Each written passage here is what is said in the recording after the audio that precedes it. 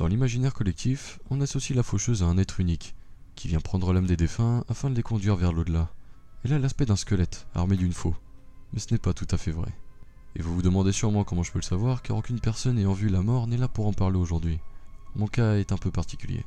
Dans ma jeunesse, j'ai eu un grave accident, qui m'a prolongé dans le coma pendant plusieurs mois. J'ai eu une grave contusion à la tête, et à mon réveil, il y a eu des séquelles. Et la plus grave d'entre elles a été de perdre toutes mes émotions. Colère, peur, amour, et même angoisse. Je ne ressens plus aucune émotion depuis ce jour. Ma vie n'a pas été facile avec ce handicap. Mon manque d'émotion m'a conduit à l'isolement une très grande partie de ma vie. Comme je ne ressentais pas l'amour, je n'ai jamais éprouvé le besoin de me marier, d'avoir des amis ou même d'être avec ma famille. C'est ainsi que j'ai fini seul dans cet hôpital il y a quelques mois. En plus de mon handicap, j'ai développé une maladie que tout le monde connaît et redoute. Alzheimer. Je n'avais aucune émotion, et en plus de ça, c'était maintenant ma mémoire qui était touchée. Je sentais mes souvenirs disparaître, les uns après les autres. C'est aussi pour ça que j'écris tout ça, car j'ai conscience que bientôt j'oublierai toute cette histoire. Maintenant que vous en savez un peu plus sur moi, je vais revenir au sujet principal, les faucheuses. Je peux les voir, et elles sont plusieurs. Il n'y a pas la faucheuse, mais les faucheuses. Enfin, je dis que je peux les voir, mais en fait, tout le monde peut les voir. Et vous les avez sûrement déjà vues, et pas plus tard que cette nuit. Vous allez sûrement me prendre pour un vieux fou, car vous ne vous souvenez pas avoir vu la mort cette nuit.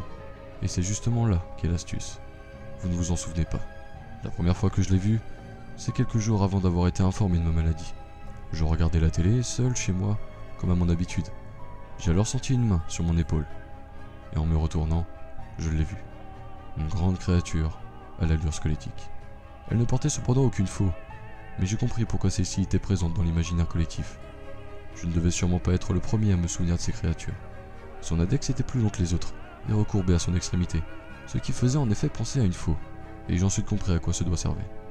Évidemment, n'importe qui dans ce cas-là aurait crié, aurait été affolé, aurait essayé de négocier pour sa vie, mais je suis resté calme. Et oui, je n'ai aucune émotion, alors je n'ai ressenti aucune peur. J'avais simplement essayé de lui poser des questions, mais aucun son ne sortait de sa bouche, comme si cette entité me forçait au silence.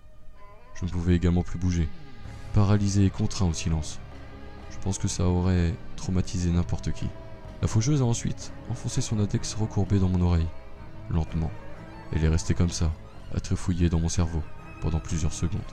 Elle avait l'air de chercher quelque chose, puis elle a ressorti son doigt, m'a regardé pendant quelques instants, puis est partie. Une fois qu'elle a disparu, j'ai pu bouger de nouveau. Après cet incident, j'ai fait des recherches pour en apprendre plus sur ces créatures. Mais il n'y avait aucune trace d'elle sur internet ou dans les livres. Bien sûr, dès que je cherchais des informations par rapport à son apparence, je tombais sur des livres ou des pages web en rapport avec la mort elle-même. Mais aucune n'avait le doigt en faux comme je l'avais vu. Et aucun ne mentionnait le fait qu'elle enfonçait ses mêmes doigts dans ton cerveau par l'oreille. Au bout de quelques mois, j'ai abandonné mes recherches. Je n'avais plus vu cette entité de toute façon. On m'avait dit que j'avais Alzheimer, alors je me suis dit que c'était cette maladie qui m'avait fait halluciner ce jour-là. Mais au bout de quelques mois, lorsque ma maladie s'est aggravée subitement, j'ai été contraint d'être interné dans cet hôpital. Et c'est là que je l'ai revu.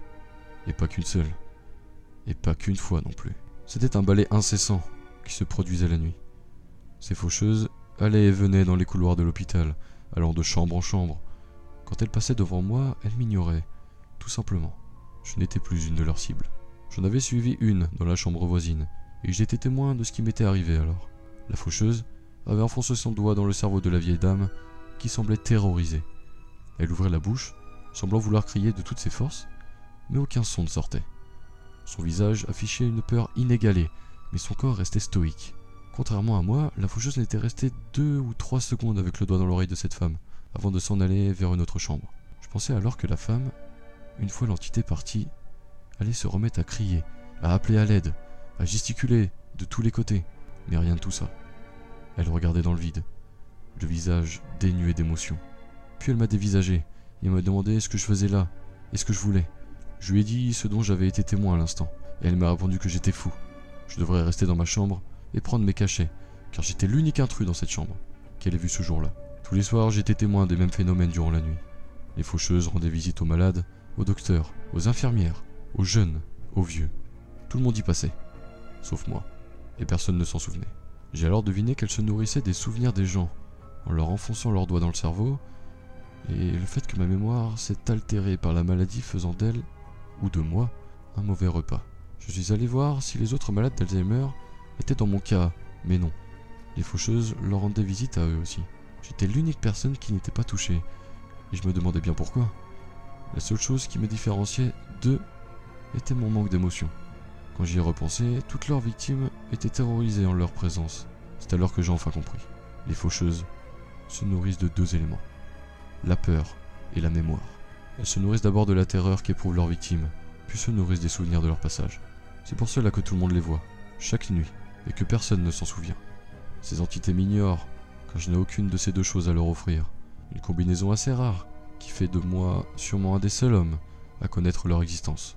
Je me suis alors demandé pourquoi les caméras de l'hôpital ne les avaient jamais filmées. J'ai demandé à la sécurité de me montrer les enregistrements des couloirs de l'hôpital la nuit, et il n'y avait rien. Aucune trace de ces entités, aucun comportement suspect des patients. Comme si leur passage avait été coupé au montage. Je sais que personne ne va jamais me croire. Je sais que pour vous, je suis qu'un vieux fou qui délire. Mais si vous lisez cette lettre la nuit, elles sont peut-être venues pour vous durant votre lecture, sans que vous vous en rappeliez.